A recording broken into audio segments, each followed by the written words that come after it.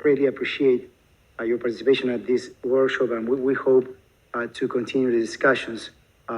These are very important issues for the near future. There are two parts to the discussion. One is about the system, and as Joe explained, and it was mentioned throughout the day, while in 1945, we wanted to build a multilateralism based on solidarity to avoid the problems that we had by then. We didn't build a system for the restructuring of unsustainable sovereign debts based on that premise. There was no system, basically, or one ad hoc that has shown very significant problems. And when we say that creating such a system would increase the cost of financing, that's hard to justify. With the same logic, we should say that there should be no bankruptcy code for corporations, and I haven't seen anyone really saying that. So that's a pending task for humanity, building a system for the resolution of sovereign debt crisis. We will never be able to write sovereign debt contracts that are complete, that index every possible contingency that can happen in the economy. We can't even know everything that can ever happen in the economy. So we'll probably continue having crises. But in the near term, clearly there is a need in some countries for some form of relief. When we refer to debt restructuring, it may mean different things. Maybe we should refer to debt operations, but certainly some form of operation that allows countries to have to breathe and recover, get out of the situation where they are. One that also provides a fair treatment to taxpayers compared to the owners of private capital. And I would say that it's based on basically three principles.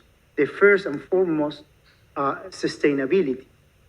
Where countries that don't restore that sustainability can't really recover. And they just depend on good luck, on a good shot to get out of where they are. The second, it would be ideal to avoid litigation, if possible. It's costly, it's disruptive, it creates more uncertainty. But again, conditional on having processes that are effective to restore sustainability.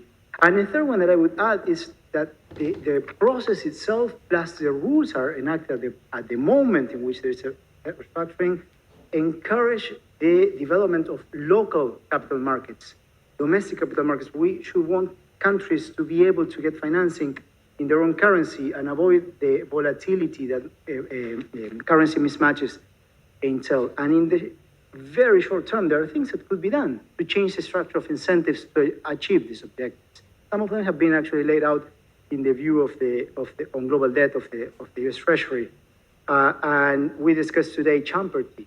That would be an important step forward. Why was it eliminated in 2004 from the New York legislation? I read that there's no justification for that. Then we also discussed the decrease of the 9% compensatory rate on debts in default pre-judgment. Again, that rate was set in 1981. The inflation rate in the US was 8.9%. Why did it never change? Clearly, we are at a time in which something should happen. And also legislation that ensures that the taxpayers of the world are fairly treated and don't get at a disadvantage with respect to the owners of private capital.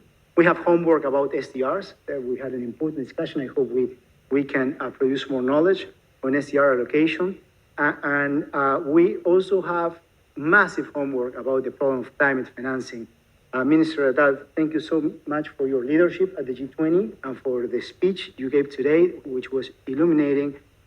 Certainly we need to do something on international taxation, and Sister Helen and Cardinal Turkson, I think we should organize at the Pontifical Academy of Social Sciences early next year a similar meeting on the issue of international taxation to address this toxic problem of tax havens that the world has, that allows the rich to pay very low taxes and the multinational corporations to pay very low taxes. Then the state has to put a larger burden on the middle class, on the most vulnerable, on the small and medium enterprises, and hundreds of thousands of people, millions of people around the world, of course, get frustrated and they get angry with the state.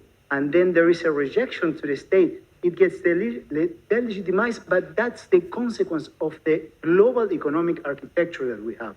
So we need to address that problem, and at the Academy, we should try to do more about that. So finally, Pope Francis' speech on debt this morning was also about how to set the rules for a global market economy that is inclusive, that is efficient, prosperous, and that is based on, that has more solidarity. Solidarity is a good thing for humanity, for how we live together in the common home. One in which democracies, freedoms, and creativity can flourish. And I hope we choose to follow that method. Thank you very much.